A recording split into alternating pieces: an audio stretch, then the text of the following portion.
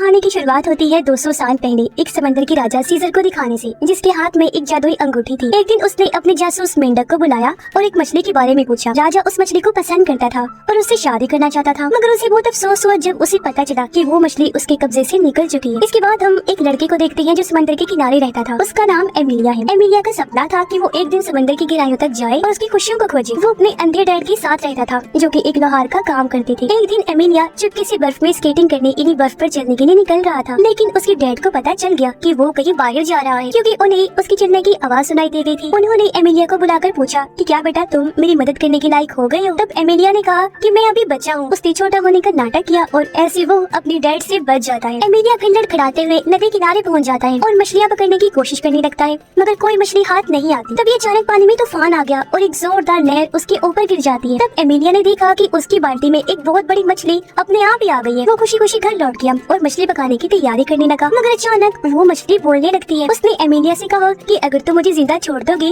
तो मैं तुम्हारी 3 ख्वाहिशात को पूरा कर दूंगी। ये सुनकर एमिलिया बहुत हैरान हुआ, क्योंकि उसने ऐसी मछली आज से पहले कभी नहीं देखी थी। लेकिन एमिलिया ने बगैर सोचे समझे ही कह दिया कि वो शहर देखना चाहता है, लेकिन चूल्हे से हटना नहीं चाहता क्योंकि सर्दी बहुत लग रही है। तब अचानक मछली ने अपने जादू से एमिलिया को चूल्हे के साथ ही घर से निकाल दिया और सीधा शहर ले गई। शहर की रोशनियों और रंग बिरंगी चीजों से एमिलिया काफी खुश और मुतासिर होता है। वो बेचारा डर की वजह से चूल्हे से चिपका रहा था और लोग उसे देखकर बहुत घबरा रहे होते हैं कि आखिर ये क्या हो रहा है। अब एमिलिया को वो ठंड लग रही थी, इसलिए उसने अपनी दूसरी ख्वाहिश मांगी कि मैं चाहता हूँ कि फौरन गर्मी शुरू हो जाए। उसी तरह बर्फ पिघल गई और चारों तरफ धूप फैलने के साथ साथ हरियाली आ गई, मगर एमिलिया काफी मायूस हो जाता है क्योंकि उसने 2 ख्वाहिशात यूं ही जाया कर दी। तभी उसका सामना कुछ डाकुओं से हो जाता है। उनको एमिलिया के पास से कोई कीमती चीज नहीं मिली, इसलिए वो उसकी बाल्टी उठाकर ले जाने लगते हैं, मगर वो किसी सूरत में उस मछली को नहीं खोना चाहता था, इसलिए वो बाल्टी छीन कर भाग गया और मछली को दरिया में फेंक देता है। मगर कुछ ही देर बाद डाकुओं ने उसे फिर से कैद करके एक पेड़ से लटका दिया। कुछ देर बाद वो दरिया किनारे से एक लड़की को आते हुए देखता है। उस लड़की ने एमिलिया को आजाद किया, तो वो दरिया के पास आकर मछली को ढूंढने चला जाता है, लेकिन अफसोस कोई फायदा नहीं होता, उसे मछली नहीं मिलती। तो अब वो अपनी तीसरी ख्वाहिश भी पूरी नहीं कर सकता था। फिर उस लड़की ने एमिलिया को अपना नाम बताया कि मेरा नाम मैजिक पाइक है। उसकी आवाज सुनकर एमिलिया पहचान लेते हैं कि यही वो मछली है। अब एमिलिया ने उसका स्कार्फ चुरा लिया ताकि वो भाग न सके और अपनी तीसरी ख्वाहिशात मांगने को तैयार हो जाता है। एमिलिया की तीसरी ख्वाहिश बहुत बड़ी थी। उसने कहा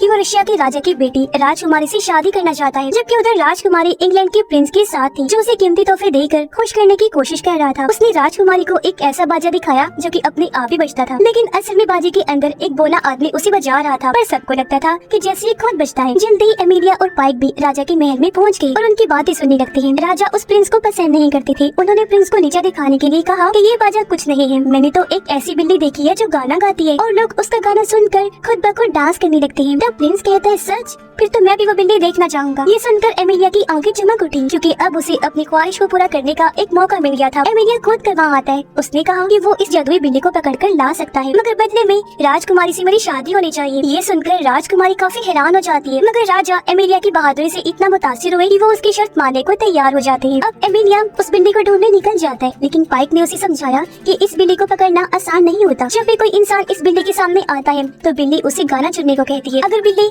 दुख भरा गाना गाए तो इंसान रो रो कर ही मर जाता है, और अगर खुशी का गाना गाए तो इंसान इतना नाचता है कि तब तक नाचता रहता है जब तक उसकी मौत नहीं हो जाती। मगर एमिलिया फिर भी पीछे नहीं हटता और जल्दी पाइक के साथ घने जंगल में पहुंच जाता है। फिर आखिरकार वो मुश्किल रास्ते तय करते हुए बिल्ली के पास भी पहुंच गया। बिल्ली ने उसे गाना चुनने को कहा और एमिलिया दुख भरा गाना चुनता है। जब बिल्ली ने गाना गाया तो एमिलिया भी उसके साथ गाना गाने लगता है, क्योंकि ये वही गाना था जो बचपन में उसकी माँ उसे सुनाया करती थी। बिल्ली ने देखा कि एमिलिया को इस गाने से कोई असर नहीं हो रहा, तो बिल्ली रोने लगती है और आखिरकार उसके साथ चलने को तैयार हो जाती है। पाइक को भी सीजर का जादुई मेंढक मिला, जिसने उसे कहा कि चलो मेरे साथ, क्योंकि शादी की तैयारियां हो चुकी है। ये देखकर एमिलिया को कुछ समझ नहीं आती, तो पाइक एमिलिया को बताती है कि एक वक्त था जब सीजर ने मुझे शिकारी के जाल से बचाया था, इसलिए मुझ पर उसका कर्ज है, और अब सीजर बदले में मुझसे शादी करना चाहता है, मुझे मजबूर कर रहा है। खैर एमिलिया और बिल्ली शाही महल पहुँच गयी, जहाँ प्रिंस राजकुमारी का हाथ मांग रहा था, मगर उसी वक्त एमिलिया बिल्ली के साथ अंदर दाखिल हो जाता है। बिल्ली ने गाना शुरू किया और सब लोग अपने आप ही नाचने लगते हैं। राजा एमिलिया को हुक्म देता है कि वो बिल्ली को दूर ले जाए पाई राजा उसकी बहादुरी से मुतासिर होकर उसकी शर्त मानने को तैयार हो जाते हैं। मगर राजकुमारी शर्त पूरी होने के बाद भी एमिलिया जैसे आम इंसान से शादी नहीं करना चाहती थी, इसीलिए उसने एमिलिया को एक और मुश्किल टास्क देने का फैसला किया। राजकुमारी रात को अपनी मरी हुई माँ की आत्मा से मिली। उसकी माँ की आत्मा एमिलिया के लिए उसे मुश्किल काम बताती है। अगली सुबह प्रिंस राजा को मुतासिर करने के लिए अपना नया जादुई जूसर दिखाता है। इसके अंदर भी एक बोना आदमी था जो फ्रूट्स और सब्जियों का जूस बना कर बाहर निकालता था। और अब इस अनोखे जादुई जूसर को देखकर किंग काफी हैरान हो जाते हैं। इसी दौरान राजकुमारी भी वहाँ आ जाती है और अपनी अगली शर्त रख देती है। उसने कहा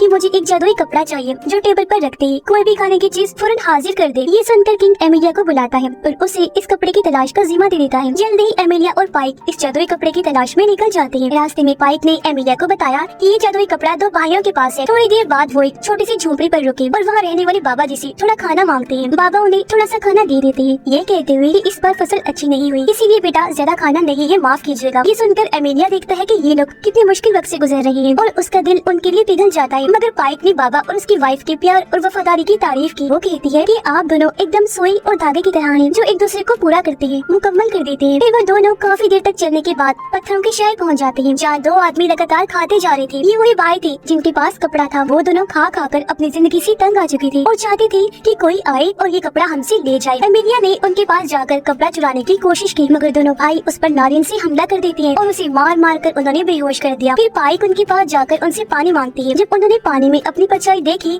तो उन्हें बहुत अफसोस हुआ। वो याद करती है कि वो पहले बहादुर सिपाही हुआ करते थे जो तुर्की के सुल्तान का मुकाबला करते थे, मगर अब वो इतने मोटे हो चुके हैं कि उनके लिए चलना भी मुश्किल हो गया है। तो वो पाइक को कपड़ा ले जाने देती है, मगर आखिरी वक्त पर उनका इरादा बदल जाता है। पाइक एक बहुत चालाक लड़की थी। वो तेजी से कपड़ा और एमिलिया दोनों को लेकर वहाँ से फरार हो जाती है। जब एमिलिया को होश आता है तो वो अपनी होने वाली वाइफ राजकुमारी के लिए फूल तोड़ता है। पाइक उसे समझाने की कोशिश करती है कि राजकुमारी तुम्हें जान से मारना चाहती है और तुम लोग उसके प्यार में इतना पागल हो रही हो, मगर एमिलिया उसकी बात सुनने को तैयार ही नहीं था। उसने पाइक को राजकुमारी के लिए लिखी हुई अपनी पोएट्री शायरी सुनाई, जिसके आखिर में वो उसे शादी के लिए प्रपोज करेगा। इस पोएट्री ने पाइक के दिल को छू लिया। उसने देखा कि एमिलिया कितने जज्बात से भरा हुआ है और वो राजकुमारी से कितना प्यार करता है। वो उस पोएट्री में इतनी खो गई कि उसने शादी के लिए हाँ कह दिया। लेकिन तभी पाइक ने खुद को कंट्रोल किया और वो ख्यालों से बाहर आ गई। उसने कहा कि तुम्हें किसी और से शादी करनी चाहिए, न कि उस घमंडी नकचढ़ी राजकुमारी से। अब जब वो कपड़ा लेकर शहर पहुंची तो किंग और राजकुमारी को भी खबर मिल जाती है कि एमिलिया कपड़ा लेकर वापस आ गई है। वो दोनों फौरन चौराहे पर पहुंची। उन्होंने देखा कि एमिलिया सारे शहर वालों को मुफ्त का खाना बांट रहा था। उस कपड़े की मदद से उसकी इस काम ने शहर में खुशियाँ फैला दी। सबने एमिलिया की दिल से बहुत तारीफ की। फिर राजकुमारी कहती है कि वो एमिलिया से शादी करने को तैयार है, मगर उसकी आखिरी शर्त ये है कि एमिलिया को मेरी मरी हुई माँ की आत्मा से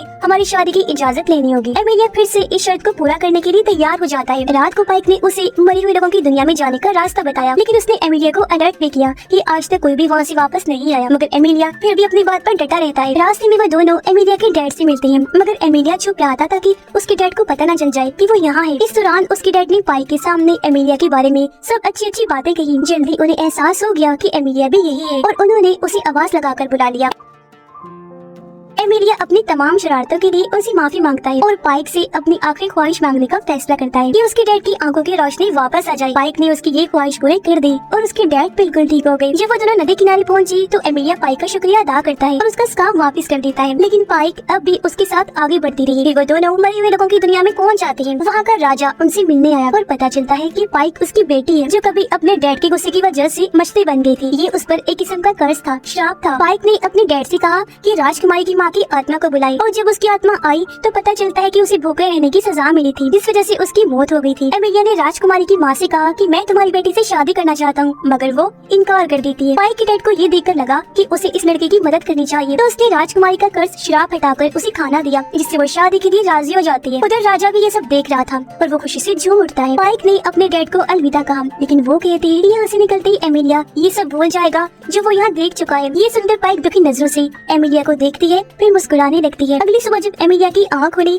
तो वो पाइक को भूल चुका था। वो वहाँ से भाग गया राजकुमारी के पास जाने के लिए और पाइक फिर से मछली बनकर पानी में चली जाती है। मगर राजकुमारी के पास जाकर एमिलिया उसे प्रपोज करने की बजाय ये कह देता है कि मुझे किसी और से प्यार हो गया है, लेकिन वो कौन है ये मुझे याद नहीं। ये सुनकर राजकुमारी ने खुशी खुशी एमिलिया को गिरफ्तार करवाने का हुक्म दे दिया। उसे चौराहे पर ले जाया जाता है, जहाँ ऐलान होता है कि उसने जो भी कारनामे किए वो जादू की मदद से किए हैं, इसलिए अब राजकुमारी को धोखा देने के जुर्म में उसे मौत की सजा दी जाएगी। और ये सुनकर राजा उदास होकर वहाँ वहाँ से चला जाता है। अपने आखिरी टाइम में एमिलिया अपना बचपन और अपने डैड के साथ गुजारा वक्त याद करता है। तभी अचानक पाइक दोबारा वहाँ आ जाती है और एमिलिया को छुड़ाने के लिए राजकुमारी को अपनी ताकत देने का वादा करती है, यानी कि वो उसकी 3 ख्वाहिशात पूरी करेगी। राजकुमारी तब खुशी खुशी एमिलिया को छोड़ देती है। वो अपनी पहली ख्वाहिश मांग कर खुद को रानी बना लेती है। फिर वो अपने डैड से उनका ताज छीन लेती है और उन्हें एक टावर में कैद करवा देती है। अब राजकुमारी की दूसरी ख्वाहिश थी कि वो इंग्लैंड की राजा की वाइफ बन जाए और उसी वक्त इंग्लैंड की राजा शादी का पैगाम उसके लिए ले आते हैं, यानी उसकी ये ख्वाहिश भी पूरी हो गई। उधर एमिलिया अपने घर पहुंचकर उस लड़की को याद करने की कोशिश कर रहा था जिससे उसे प्यार हुआ था। जब अचानक उसके डैड ने सुई और धागे की बात की